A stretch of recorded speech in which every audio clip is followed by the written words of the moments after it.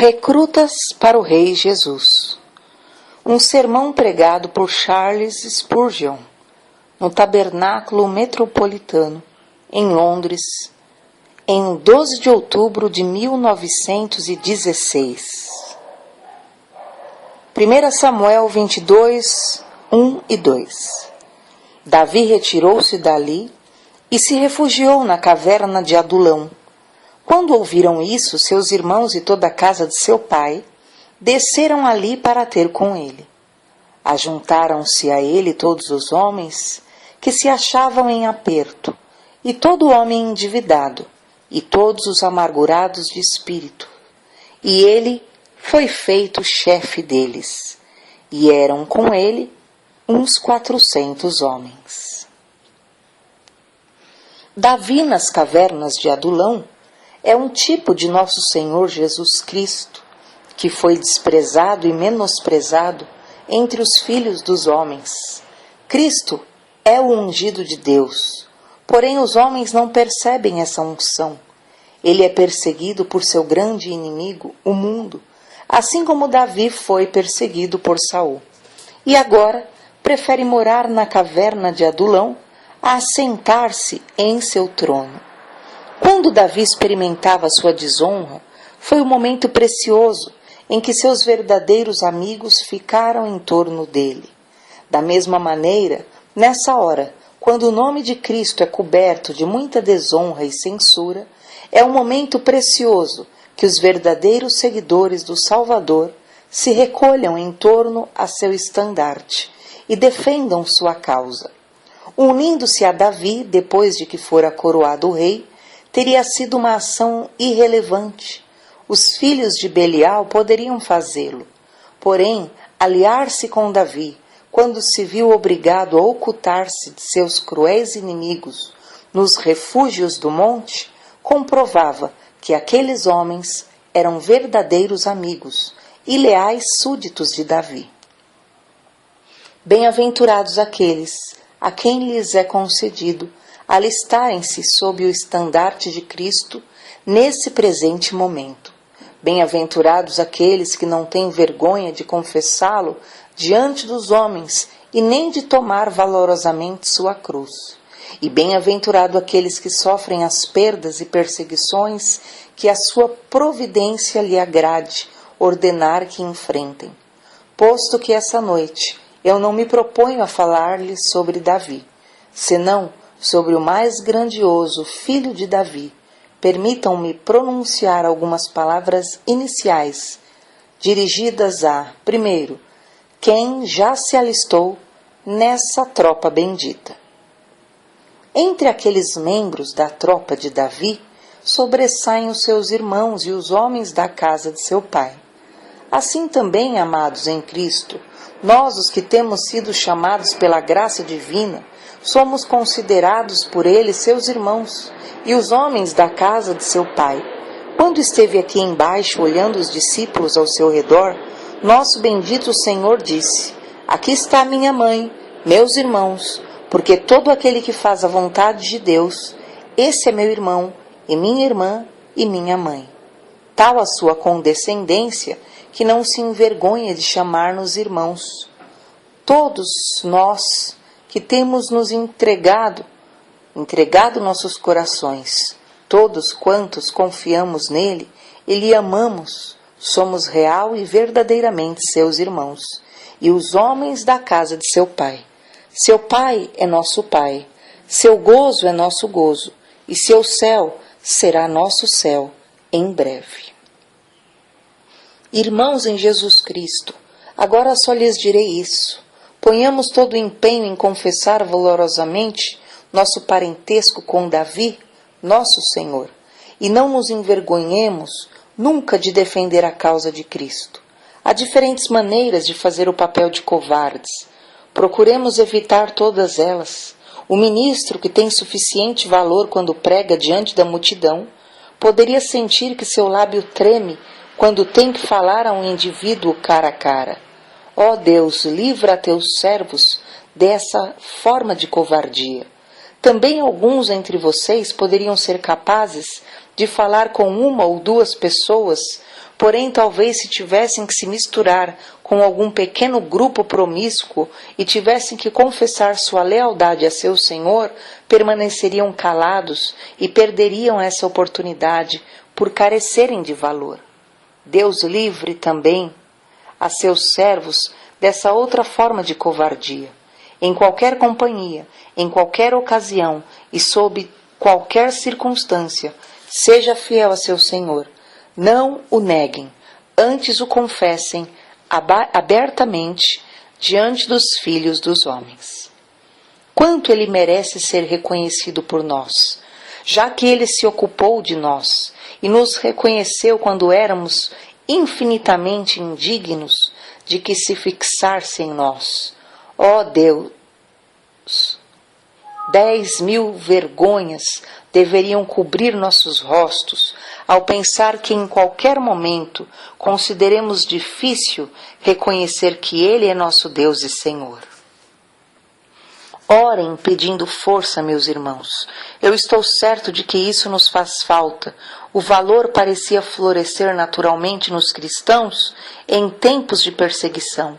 Porém, nesses dias brandos e sedosos, de ressonante paz, vocês se misturam com a assim chamada sociedade que outorga tanta deferência à moda e entram e saem de suas salas com tal presunção vã e conversam tão complacente com seus amigos e são damas e cavalheiros tão bem educados em sua própria opinião que frequentemente esquecem que são cristãos obrigados por honrar e guardar a fé e dar testemunho de Cristo.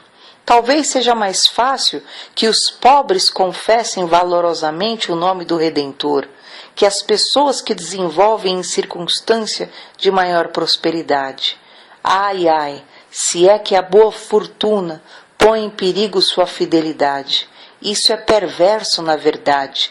É lamentável ter que reprovar isso de um púlpito cristão. Deveria ser exatamente o contrário. Sua independência financeira não deveria escravizá-los. Deus livre aqueles que amam a Cristo de qualquer coisa semelhante à timidez em conexão com o reino de sua exaltada cabeça. Ao tempo que confessem valorosamente a Cristo, permitam-me exortá-los também a que se apartem do mundo e se unam a Cristo. Somos informados quanto a Davi, que seus irmãos e os homens da casa de seu pai abandonaram o território de Saul e se foram a Adulão para estarem com os perseguidos. Façamos o mesmo. Há uma conformidade demasiada com o mundo em torno de cada um de nós. Não vou tentar sinalar com o dedo a nenhum de meus irmãos, nem vou expor suas faltas, porém é necessário estar cego para não perceber que muitos cristãos fazem o mais que podem para serem tão mundanos como querem sê-lo, porém sendo consistentes com sua ideia de chegar ao céu ao final. Acaso não há muitas pessoas que em seu vestuário, no arranjo de suas casas e na condução dos seus negócios se conformam tão intimamente aos tempos e às modas que, se não forem conhecidos como cristãos por algumas outras evidências, jamais seriam classificados por nenhum observador como entre aqueles que estão ao lado do Senhor? Não considero que seja possível que sejamos exageradamente desconformes com as máximas, os usos e as coisas vãs do presente século mau. O que significa esse texto? Sai do meio deles. Acaso não bastava com isso? Não. E apartai-vos. Não bastava com isso? Não. E não toqueis no imundo. É o que diz o versículo. A separação deve ser tão completa que tem que ocorrer um sair e um cortar de todo o vínculo que mantém alguma conexão com o mal.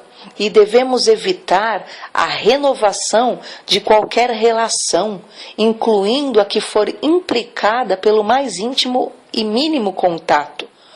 Optem pela parte de Davi, vocês que amam a Deus, renunciem a tudo. por Jesus. Ó vocês, homens cristãos, se vocês amam a Jesus, devem saber que ele vale 10.000 mundos. Ele deve ser estimado mais que toda a pompa e alvoroço deste pobre mundo, ainda que seus encantos e seduções fossem multiplicados 1.000.000 de vezes. Cristo deve ser preferido infinitamente mais que a busca do sorriso dos grandes, ou do gozo do amor de seus amigos, ou da lisonja das boas opiniões de seus parentes. Portanto, lhes rogo que deixem tudo para seguir a Ele e que abandonem todo o resto para agarrá-lo e somente a Ele. Porém, não estou me dirigindo por acaso a muitas pessoas que têm confessado a Cristo, que o confessam e que na verdade praticam mais ou menos cada dia de suas vidas uma abnegada desconformidade com o mundo. Ó irmãos, anelo que nosso sentido do dever se inflame até converter-se em um ardente entusiasmo. Não podemos fazer algo heróico ou enfrentarmos algo perigoso em sinal de nossa lealdade a Cristo? Meu coração se expande deveras por um forte desejo de ver neste lugar uma igreja que seja preeminente por sua consagração ao capitão da nossa salvação. Acabo de orar pedindo isso.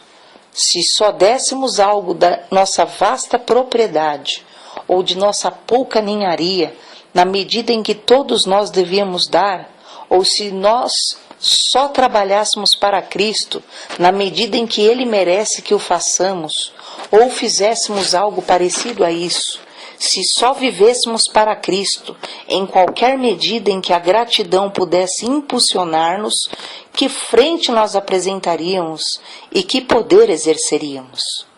Como uma grande igreja, como poderíamos influenciar esta grande cidade? Que marca poderíamos deixar sobre nossa época? Porém, por que estou falando sobre toda a comunidade, quando eu mesmo, todavia, não tenho alcançado essa devoção pura? Ainda assim, Deus sabe que estou desejando seguir adiante. Pretendo esquecer o que há ficado para trás. Entretanto, meu esforço para avançar mais e seguir avançando. Irmãos, vocês recordam a história daqueles 3 valentes que, quando Davi suspirava por um gole de água do poço de Belém, arriscaram suas vidas para consegui-lo? Acaso não há homens fortes aqui, homens de fé, homens de valor, que se atrevam a realizar proezas para meu Senhor?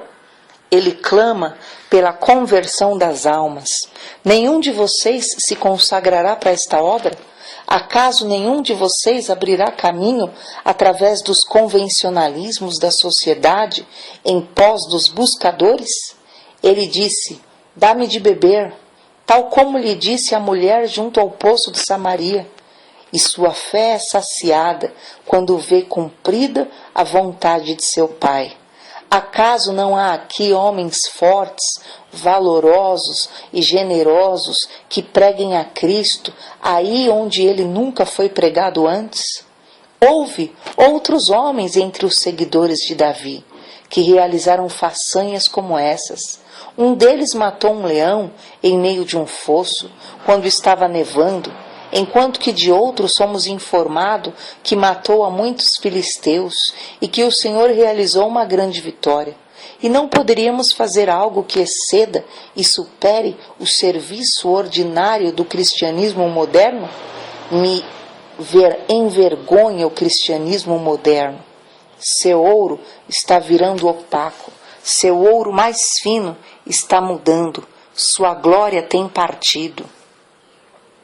Os primeiros cristãos estavam cheios de um entusiasmo que não poderiam tolerar a grande indiferença desses tempos.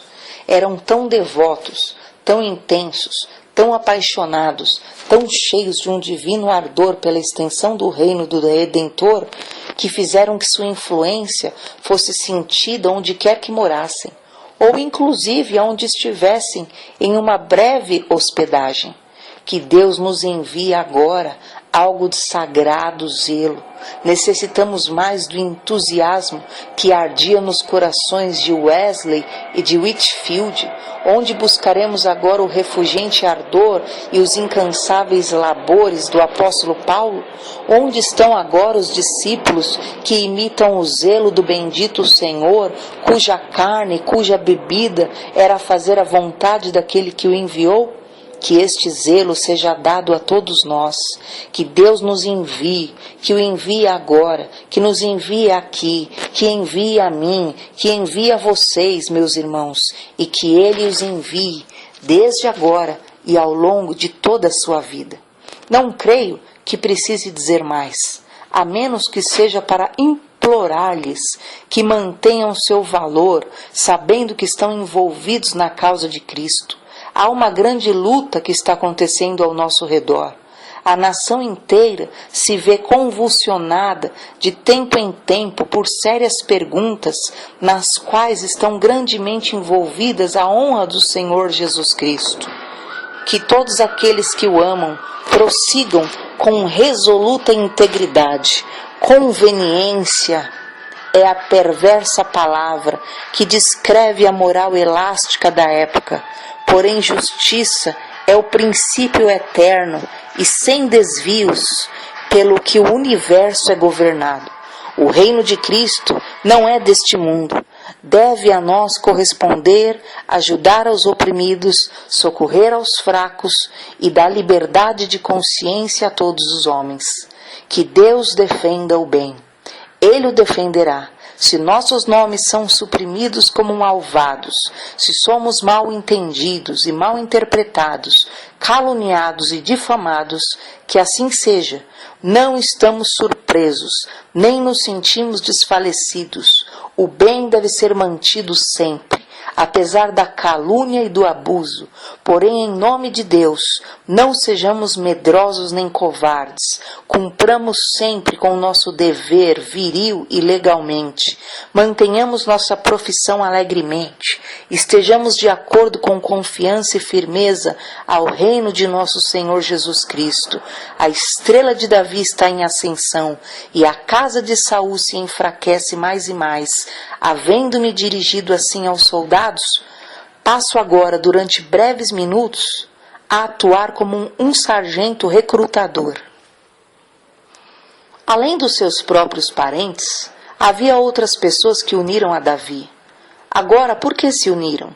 Poderiam responder que por uma razão muito semelhante à que moveu muitos de nós. Era porque tinham necessidade dele. Eles poderiam ter socorrido Davi, porque seu caráter era muito bom e a sua conduta muito reta.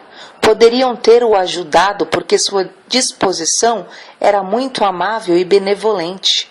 Eles poderiam ter se juntado sob seu estandarte porque eram o ungido do Senhor. Eles teriam unido sua sorte com Davi porque havia uma profecia, uma promessa de seu triunfo e de seu reino sobre a nação. Porém, eles foram realmente influenciados por outros motivos.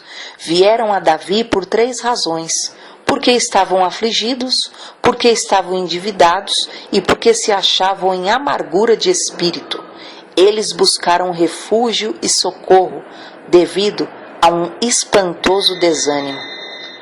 Agora, talvez, haveria sido bom que eu lhes tivesse sobre o doce caráter do Senhor Jesus. Porém, ainda que fizesse isso, vocês não viriam a ele. Teria sido bom que lhes comentasse sobre as proezas do meu Senhor e como venceu a Golias e matou os inimigos que nos tiranizavam. Teria sido bom que lhes dissesse que ele é o Salvador, designado por Deus, que está destinado a reinar como rei, e que quem lhes confessa agora será exaltado com ele quando venha em seu reino. Atrativo como poderia ser para algumas mentes, a atração principal é sempre que ele é idôneo para vocês em suas presentes necessidades. Nesses dilemas que agora pesam, terrivelmente sobre suas almas. Então, me proponho dirigir-me aos 3 tipos de pessoas que são mais propensas a vir a Jesus, esperando que se aproveitem dessa hora propícia e que se alistem sob seu estandarte imediatamente, sem atraso nem dúvida. O primeiro tipo de pessoas que vieram a Davi foram dos afligidos. Essas pessoas eram de escassos recursos, como dizemos. Haviam gastado suas riquezas, estavam em bancarrota, tanto seus recursos como suas esperanças. Haviam se esgotado. Portanto, vieram a Davi. Pareciam dizer: nosso caso é tão grave que não poderia ser pior. É melhor irmos a Davi. O caso deles era como o de vocês, muito bem descrito em nosso hino. Poderia parecer-se vou, porém estou resolvido a provar, pois se permaneço longe, eu sei que hei de morrer para sempre. Eu sei que se encontram aqui algumas pessoas aflitas. Venho para recrutá-las para o andrajoso regimento do meu Senhor. É só assim que a esperança se dissipará. E só assim reviverá a esperança, pois sendo recrutados por ele, podem recuperar o valor, embora pelejem suas batalhas e recebam sua bênção. Vocês estão aflitos porque sentem que não têm nenhum mérito próprio. Esse sentimento é muito justo, pois não têm nenhum, nunca tiveram mérito algum e nunca terão nenhum. Em um tempo pensaram que eram tão bons como os demais, ou talvez pensaram mesmo ser melhores. Esses pensamentos vãos desapareceram agora. Suas boas obras, seus méritos, seus melhores empenhos, suas seletas orações, tudo isso se dissolve e já não se gloriam em nada. Venham a Cristo então, Ele tem méritos para quem não tem nenhum. Sua causa é boa, ainda que a de vocês seja má. Vocês são o tipo exato de gente que Ele veio resgatar, a gente pelo qual Ele morreu. Ele veio não a chamar os justos, senão aos pecadores ao arrependimento. Na medida em que sejam evidentemente pecadores, venham ao Salvador dos pecadores, coloquem sua confiança nele e vivam. Outros estão aflitos, porque sentem que não possuem nenhum poder. Vocês dizem que não podem crer, que não podem se arrepender, de fato, dizem que não podem fazer nada que quiserem fazer. Entre mais o intentam, mais descobrem que são desprovidos de poder. Gostariam de orar, porém não podem fazê-lo. Se sentem tão mortos, tão frios. Se tentam se mover, tudo parece acabar em uma decepção.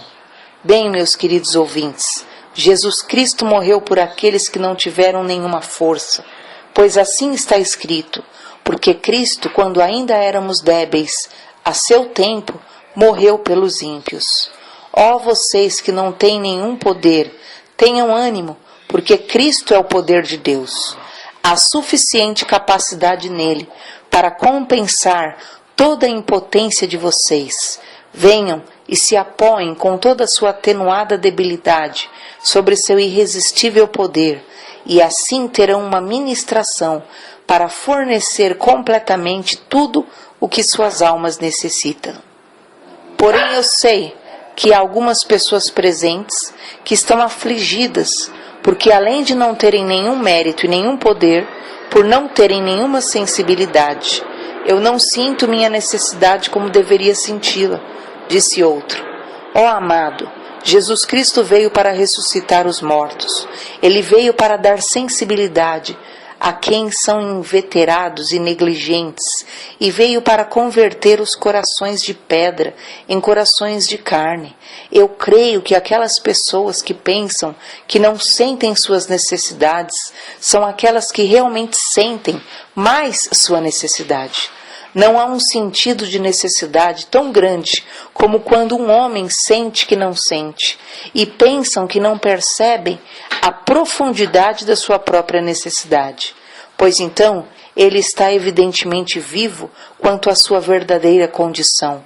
É possível que já exista dentro de vocês uma maior obra do Espírito Santo, que em outras pessoas, cujo sentido de necessidade dia mostra mais vividamente, ainda que se comprova ser menos duradouro.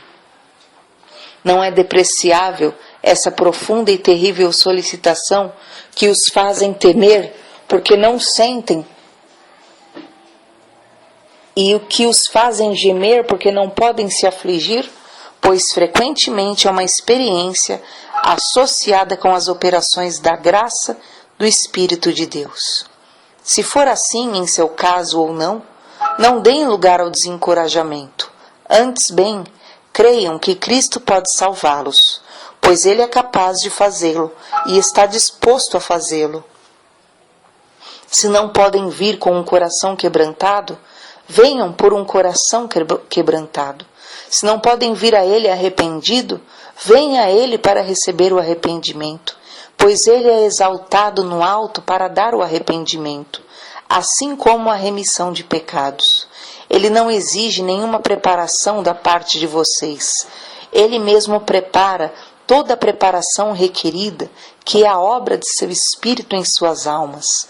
Venham, então, vocês que estão afligidos e desconfiados, vocês que não têm nenhuma coisa boa que lhes recomende como criaturas, nem nenhum desejo bom que os façam menos pecadores.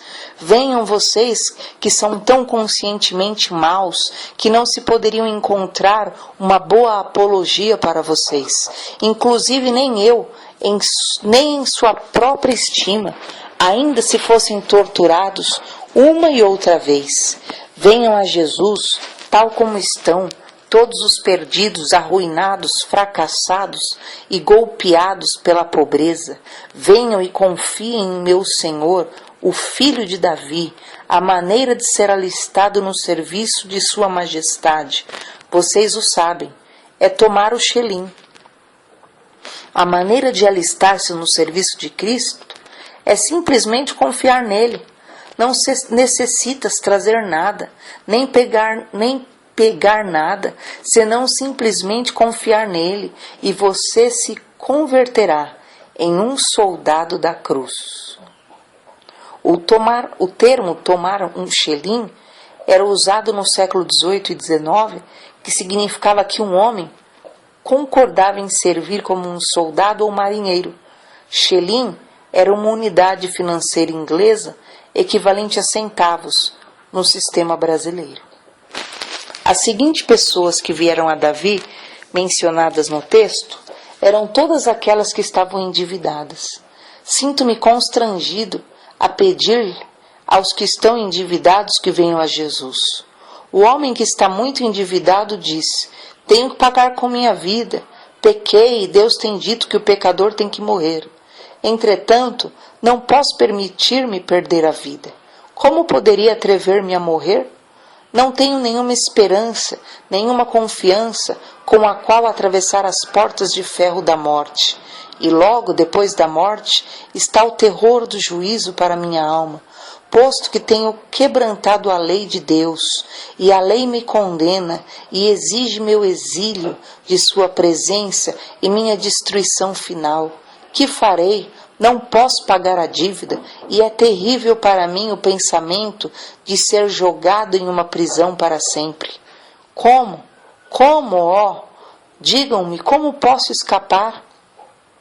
Ah, bem, eu estaria feliz, na verdade, se houvesse algumas pessoas aqui que reconhecessem desta maneira suas dívidas e sua incapacidade de pagá-las. Feliz o pregador que tenha que dirigir-se a uma audiência desperta desta maneira. Felizes os ouvintes que se sentem comovidos por tais ansiedades esperançosas.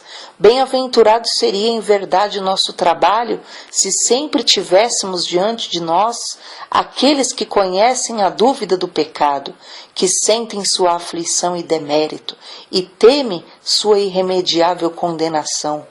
Aceitem o conselho, então, qualquer que seja sua dívida, seja grande ou pequena, venham e confiem em Jesus, e serão aliviados de sua responsabilidade. Venham e confiem nele, que sofreu no lugar do pecador e que foi castigado pelos ímpios, levando suas iniquidades em seu próprio corpo no madeiro. Uma olhada para ele, um olhar de fé, lhes revelará a transferência de toda a dívida e de todo o pecado de vocês para ele. Vocês verão como Cristo os lança no mar vermelho de seu sangue expiador, onde ainda que fossem buscados, não serão encontrados nunca mais. Sinto-me constrangido a recrutar-te, pobre devedor, e vou tirar-te da prisão de devedor para conduzir-lhe à mesa de meu senhor. Os devedores em bancarrota constituem bons soldados para o rei. Venham então, sem maiores problemas, e alistem-se no exército do rei. Outra categoria de homens que vieram a Davi foi a daqueles que se acharam em amargura do espírito. Existem essas pessoas, e não temos que ir longe para encontrá-las. Por lá está alguém a quem gostaria de falar agora. Há muito pouco tempo, tu eras um jovem feliz, podias manter todo tipo de orgias e tinhas pouca cautela contra o pecado, pois desfrutavas todos os teus pecados. Agora, você não pode fazer isso, não entendes a razão dele, porém o agudo fio de seu apetite parecia haver-se enfraquecido, e seu gosto pela dissipação tem se dissipado. Aqueles companheiros que uma vez foram personagens especialmente joviais hão cessado de alegrar-te com sua prática. Agora já não desfruta da sua conversação incoerente, pois lhe parece muito insípida e rançoso e nécia. Já não pode rir de suas brincadeiras obscenas, nem beber a grandes goles da taça borbulhante como costumava fazer antes. Tens estado atrás do cenário deste pobre mundo e sentido lástima das pálidas bochechas que estão pintadas com uma matriz de uma florescente juventude. Tem ouvido os pesados suspiros de quem lançam as joviais gargalhadas e sido testemunha de tanto desfazer dissoluto que está cheio de um triste desgosto. Você tem visto o suficiente para saber como haverá de acabar. Não é uma surpresa que esteja descontente. Você é homem que necessito, seu ouvido é o que quero interessar, seu coração é o que desejo alcançar. É algo bem-aventurado quando um homem se torna descontente com esse mundo vão, pois então talvez busque outro mundo, uma esfera mais brilhante e melhor. Quando está enfadado de si mesmo, de seus loucos companheiros, então talvez faça amizade com um exilado, porém ungido homem de Belém, e encontre nele um amigo, um conselheiro, que será seu ajudador, que lhe fale amavelmente, que lhe aconselhe sabiamente e que guie-lhe triunfantemente até chamá-lo a participar no reino da sua glória. Vocês estão descontentes de vocês mesmos? Suas próprias reflexões os repreendem amargamente?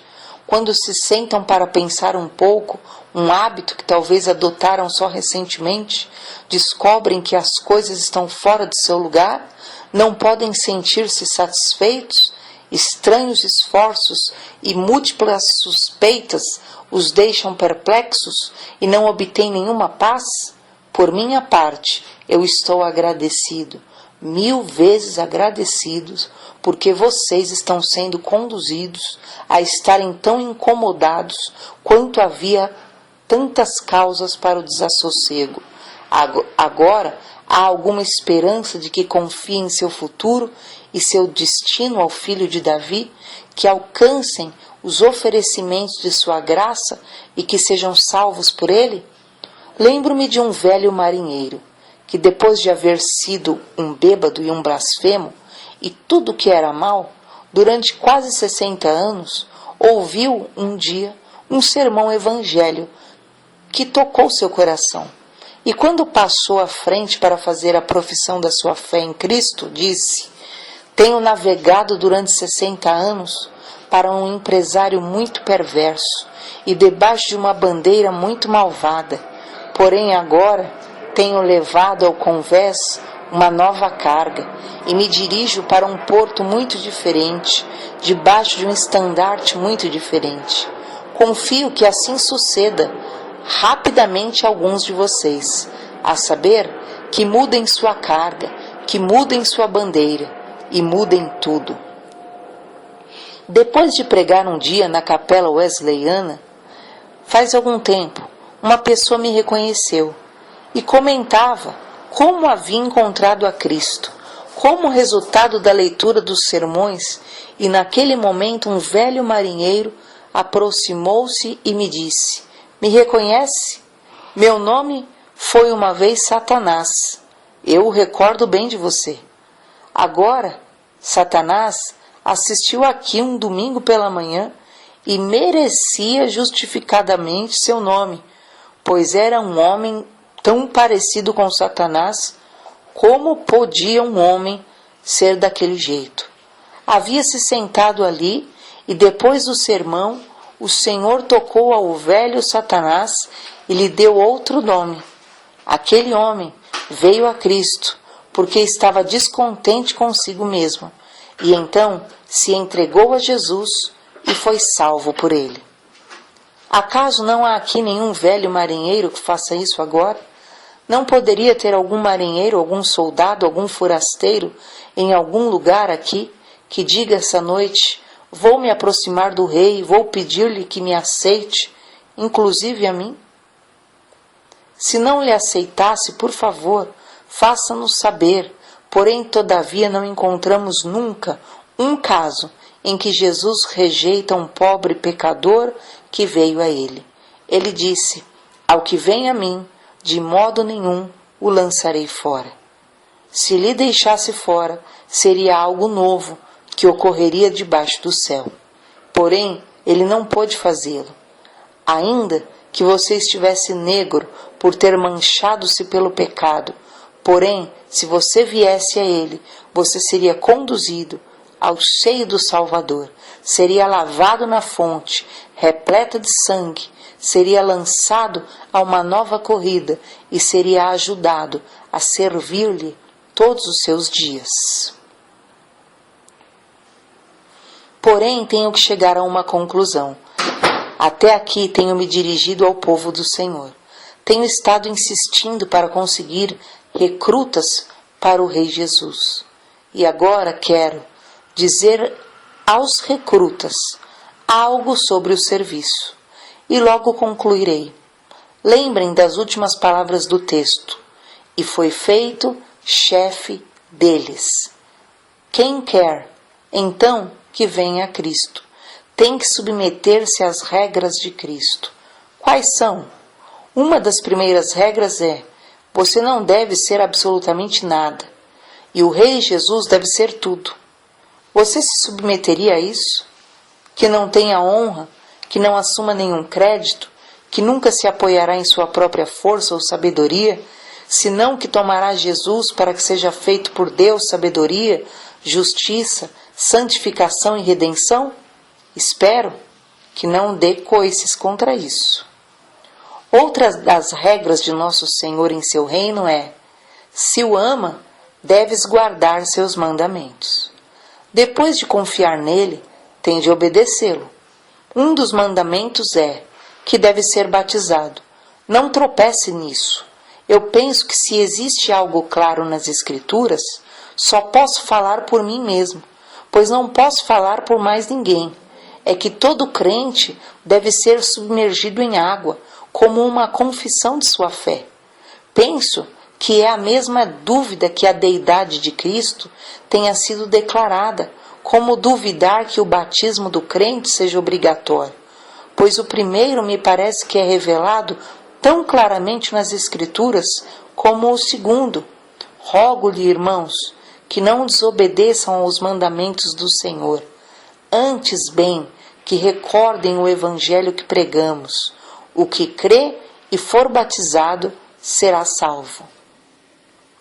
Apegue-se aos 2 pontos e reivindiquem a promessa. Em seguida, virá a mesa do Senhor, da qual, se vocês se unem a Cristo, têm o direito de participar. Não o esqueçam. Docemente lhes lembrará de tudo que seu Salvador tem feito e sofrido por vocês. Não é nada mais que um lembrete, porém, cuidem-se de não negligenciar um memorial tão bendito. Todos os preceitos e estatutos do nosso Senhor Jesus Cristo têm de ser obedecidos de coração. Ainda que Cristo abra um hospital para todos os enfermos, Ele não tem a intenção de que vocês sejam sempre uns desabilitados, senão que seu propósito é sará-los. E depois disso, é ensinar-lhes como caminhar. Ele funda o seu reino como Rômulo fundou Roma. Ele recebe a todos os vagabundos da vizinhança, porém então os converte em homens novos. Da mesma maneira, aqueles que são recolhidos entre os marginais deverão ser convertidos em pessoas fiéis em Cristo Jesus. Bêbados têm que acabar com suas taças. Blasfemos, sua boca deve ser limpa, não deve expressar mais seus sujos juramentos. Vocês que têm se entregado aos prazeres carnais devem ser expurgados de todas as suas impurezas. Vocês que têm sido frívolos e joviais devem renunciar a essas coisas vãs e perseguir os interesses eternos, solenes e essenciais. Vocês que antes tinham corações duros precisam pedir ao Mestre que os faça brandos, e qualquer coisa que ele lhes diga, tem que fazê-la. Agora, meu jovem recruta, que dizes disso? Vocês que querem levar o nome de Cristo e chegar ao céu, estão dispostos a vir a Ele e se entregarem a Ele, abandonando a partir de agora todos os seus pecados? Aquele que não renuncia a seus pecados comete um grave erro se pensar escapar da ira de Deus ou se espera encontrar graça a seus olhos. Você não quer renunciar a teus pecados? São víboras, unicamente envenenaram sua alma, destruíram-lhe. Homem, renuncia a eles, pois de que te servirá conservá-los se perderes sua própria alma? Venha Jesus primeiro, confie em seu mérito, apoie-se em seu sangue precioso e logo, com sua ajuda, renuncie a todo caminho mau e busque obedecer-lhe, que tem lhe redimido com seu sangue. Assim, a bênção do Senhor estará contigo para sempre. Amém. Ore para que o Espírito Santo use esse sermão para a edificação de muitos e salvação de pecadores. Fonte: sermão número 3533, Recruits for the King, do volume 62 do The Metropolitan Tabernacle Pulpit. Spurgeon.